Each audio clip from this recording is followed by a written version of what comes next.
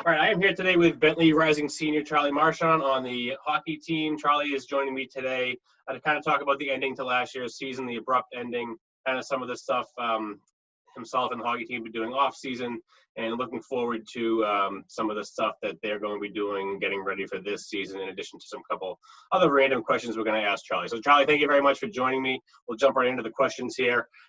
First question, kind of, during this whole COVID-19 situation, what has it been like being at home these past few months, and what have you been doing to keep yourself busy during this time? So I think, like everybody else, it's been a bizarre last couple months for me, trying to adjust and things like that. Coming home from the U.S. into Canada, I was required to quarantine for 2 weeks.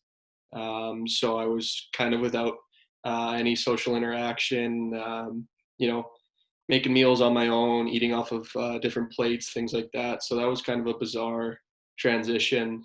And it kind of all happened so fast. And then, as I kind of got used to it and things started to relax a little bit, been able to see, some family here and there, been able to do some workouts in my own house. I'm trying to get outside now that the weather's nice, but mostly just trying to stay safe and do what I can to keep myself busy and keep myself basically, trying to stay on track to prepare for next season. So describe what that day was like when the team found out the season had been canceled. It seemed like you basically were getting ready to go on the ice for practice, kind of waiting on the word for how to proceed into the next step of what was going to happen with the playoff series. Yeah, so that was a crazy, probably 4 hours, I would say. We were getting ready to practice. We had done our film prior to practice. Guys were getting dressed in their gear. And, we started hearing some rumors that guys on other teams were being tested, and Harvard hockey had just canceled their season immediately. And them being right down the road was kind of a wake-up call to us. And so we kind of proceeded as is and, started getting dressed and things like that. And then our coach came down and addressed us and said they were having a league meeting. And, that was going to be 30 minutes or whatever. And he was going to come down and address us and let us know how that went. But at the time, in his opinion, we were still good to go. That day we were traveling to AIC. It was a Thursday. We were traveling to prepare for that playoff series. And so we kept going on. And then, we started getting text messages from friends that played on other teams and around the NCAA saying, season doesn't look like it's going to happen. Looks like playoffs are going to be canceled immediately. And sure enough, probably 15 minutes later, our coach came down and said, boys, this is crazy, but this is it. Season's done. The NCAA basketball tournament's done. Football's done, everything. And so we were kind of left there a little bit shell-shocked, but decided to go out and skate one last time for our senior group essentially. Skate one last time as a team and kind of just enjoy what we could, being that we had just learned that our season was done. Must have been just a whole wave of emotions, but I mean, I didn't even know that. That's glad. I'm glad that you guys at least got the chance to be with those seniors one last time on the ice. Even though the whole situation just was kind of shocking and obviously not what you wanted to hear. Kind of switching gears a little bit, given that your hometown, you're in Calgary, a lot of the guys are not really local to New England, kind of spread out all over the place. How difficult was it for you to get home personally? I know you touched on this a little bit, yourself and your teammates getting home during that initial period. Did you have to stay on campus for a few extra days, kind of arrange your travel? Yeah, so initially the school had decided that it was going to be a 2-week stint where everyone was going to go to class online, and we were going to be remote for the 2 weeks there. And being that I'm from Western Canada, I decided it was probably best to stay out east and stay in the States. Wasn't sure how the borders were going to work, so figured staying in the States in the New England area was my best interest.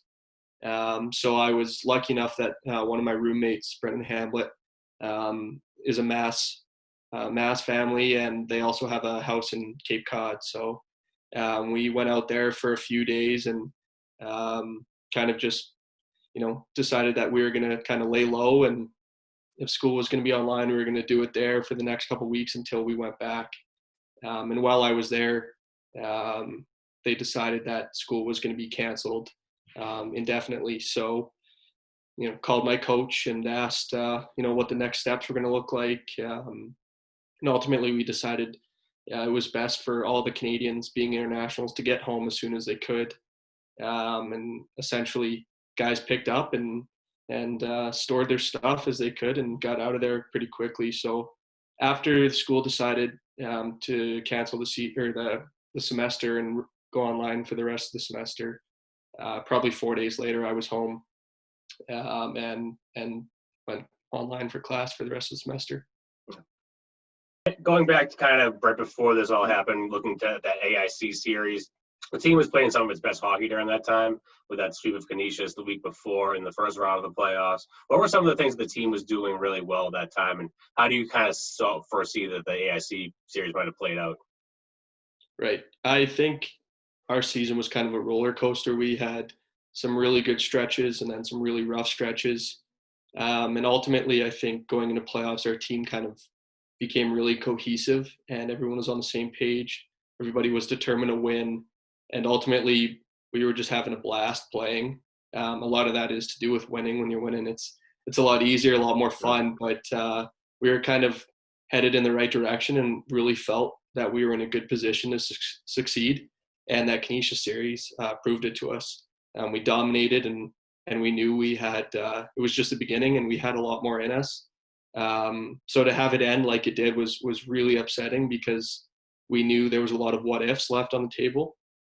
But ultimately, like I said, it was just everybody was enjoying it. We were on the same page, and it just made those games so easy and so fun. And playing at home makes it that much better. All right, so now jumping into kind of the off season, and again, kind of what's been going on here. How are you kind of planning to prepare for next season while you're at home? I know you kind of touched on this a little bit with what you've been doing with your at-home workouts, but have you been able to skate at all? And how often does the team stay in contact with each other? Yeah, so up until this point, I've been working out on my own. I have one of my best buddies is a personal trainer, so I have a program from him, and we also got a program from our training staff at school. So trying to do those workouts, 4 or 5 times a week, stay in shape. In terms of skating, in Alberta here, they actually just announced that arenas and rinks are going to open Friday. So that's super exciting for us. Usually I coach in the summer, so I'll be able to get on the ice a bunch and start working on the hockey side of things. But up until this point, just trying to focus on my fitness and do as best as I can to stay on top of everything. And then next few months, really try and pick up my on ice skills and practicing. So go from there. So what are some of the players in the NHL, past or present, that you enjoy watching or have enjoyed watching, and do you try to kind of emulate your game after any of them? Yeah, so growing up, I was a big Jonathan Toews fan. Even though I'm from Calgary, I'm a Chicago Blackhawks fan. It's my team. So Jonathan Toews, young guy, played college hockey, Canadian, was kind of my role model growing up.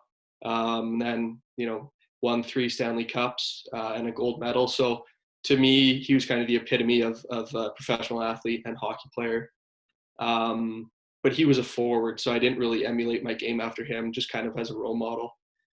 In terms of someone I try and model my game after, I would say someone like Alex Pietrangelo, St. Louis Blues. Just won a Stanley Cup this past season, but just consistent player, works hard, does the little things the right way, is a leader on his team, and ultimately he goes out there and does his job and is really successful at doing it. So that's somebody I definitely try and model my game after. Obviously, he's an NHL superstar, so there's a little bit of a difference, but definitely somebody that I look up to, and when he's on the TV, I keep a close eye on. Definitely. What went into your decision to pick Bentley as a school to play college hockey for, and what was that recruiting process like for you? Was playing junior hockey, and the assistant coach at the time flew out and watched me play and liked what he saw. So we had an introduction, and he kind of told me a little about the program, where they were going, things like that. And to me, I always knew I wanted to be in New England, in particular in Boston. I fell in love with the city when I was there. I love sports, so it was kind of the perfect mix in terms of a city. And then I found out Bentley was a business school, which was really important to me. Super high academic, super competitive. So that was another check. And then ultimately, kind of the deciding factor was they were getting a new facility. They had all this money put into a beautiful facility that was going to be supported by the student body and staff, and everybody was super excited about it. So the program was on the rise. And so I committed for 2 years down the road and was super excited the whole time, got to go visit. And it proved to be the perfect fit for me. And I couldn't be more happy with my decision to go to Bentley. Final question for you, Charlie. This is going to kind of sum up what we've been kind of dealing with the last 2.5 months and within the shorter time frame. Can you talk about how connected and strong the hockey community is at Bentley, and how can you use this community aspect to be leaders within the Bentley community during these tough times we've endured for ever since March? Yeah, it's a great question. Well, first of all, I think Bentley as a community, student, staff, everybody is leaders in change. I think they pride themselves on being innovative, and that's kind of how you're brought through the 4 years at Bentley. So I think it's really important as a leading sports program at the school to embody all these philosophies and values that Bentley instills in us. And the reality is there's a lot of eyes on us being a Division I program with a brand new facility. So I think it's really important that all the players on the team and all the staff really kind of epitomize what Bentley is. And so for us, we know that we have a large platform, and we know there's a lot of eyes on us. And at the same time, there's a lot of people that look up to us, whether it's, local Waltham kids or families or other students for that matter. And I think it's really important that we carry ourselves as a really high standard. And in difficult times like this, I think it's really important that we try and lead the way. We try and listen. We try and do what we can to influence change and ultimately offer support where we can. And by no means does anybody have the right answers, but I think at the end of the day, the Bentley community is really strong and really cohesive, and ultimately has the ability to lead change. And I'm super happy to be a part of that, and super honored that the Bentley hockey team is a leader.